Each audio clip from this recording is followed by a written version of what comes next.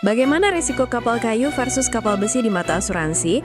Di mata asuransi, kapal besi adalah aset yang risikonya terukur, mudah diperbaiki, dan tahan api, sehingga mudah mendapatkan proteksi maksimal all risk dengan premi kompetitif.